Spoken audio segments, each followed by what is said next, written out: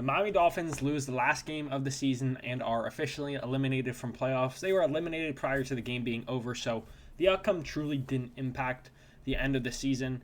But nonetheless, still a disappointing way to go out. Losing 32-20, the offense was pretty trash the entire game. There were some sparks.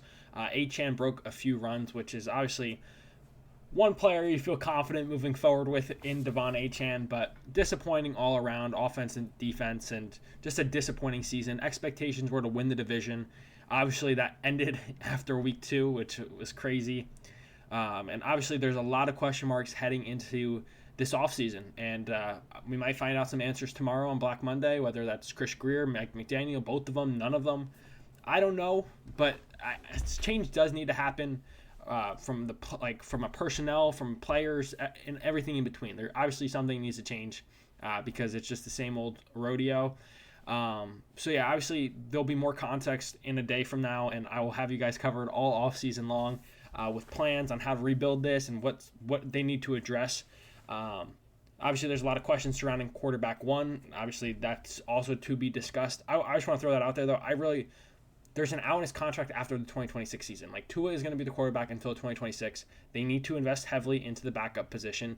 And then after 2026, that's when if you want to get rid of him, get rid of him. If that's when he shows 2 good seasons of health and you can continue to build with him confidently, then do that. But it doesn't make sense from an organizational perspective just to get rid of a quarterback because of bad injuries.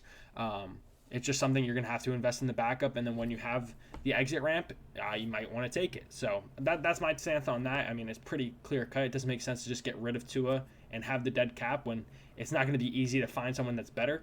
But once again, there's a lot that needs to be answered. Positives to build on. I think Anthony Weaver is a blossoming young defensive coordinator. Hopefully he doesn't get hired for a head coaching job. Was the defense the best in the league this year? Absolutely not. But I think it's just a good building block. I think it's going to continue to get better. There's going to be more scheme familiarity with some of the players. Mike McDaniel certainly needs to improve as a play caller. I think it's a little exacerbated with how bad he did because of some of the cards that he was dealt. With that said, he still needs to improve. I think he needs to simplify the offense and look to change his identity to be a more run-first offense. And once again, simplify it. We don't need to have 2 motions on 80% of our plays. It's redundant and ridiculous. And it causes a lot of issues. Specifically, you see it when Tua isn't there. And then from personnel perspective, players to build on. I think Devon Achan, you feel very confident in him moving forward. Jonnu Smith, great cog in this offense. Malik Washington, I think you feel confident with him as a wide receiver 3. Patrick Paul looks like a draft hit. Aaron Brewer, great free agent signing. Obviously, Austin Jackson will be back, which is a plus. Defensively, Zach Sealer continues to show he's that guy. There was questions after we let go of Wilkins if he'd be able to stand up on his own, and he just showed how good of a player he truly is. And then you saw some good plays from guys that were on 1-year deals that I think will be low cost to bring back, like Benito Jones and Deshaun Hands, and even got some quality performers. I'm not saying these guys are pillars, but good rotational players from players like a Ty Spouser and Quentin Bell. Tyrell Dotson had a good stretch of games for the Dolphins to end the season, and I think you bring him back to compete for the second linebacker job. You sign Jordan Brooks, and he blossomed into a tremendous player for you. You still have Jalen Ramsey, and then I think obviously cornerbacks going to need to be addressed. Thankfully for us, the safety position are both free agents, so we will see an overhauled safety room, which I think all Dolphins fans were hoping for.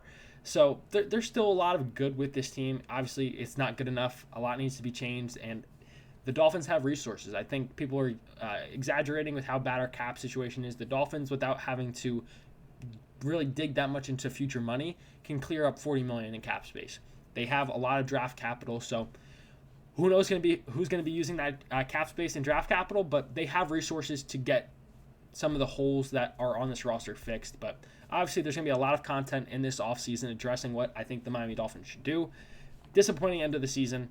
And most disappointingly, it'd feel much better if we finished 9-8 and Tua was healthy. But then Tua being injured again with a different injury just muddies everything up. But nonetheless, that's it for the video. Comment your thoughts down below. Appreciate everybody for watching. It was a fun season, disappointing season, but I got you guys covered for the offseason. Fins up.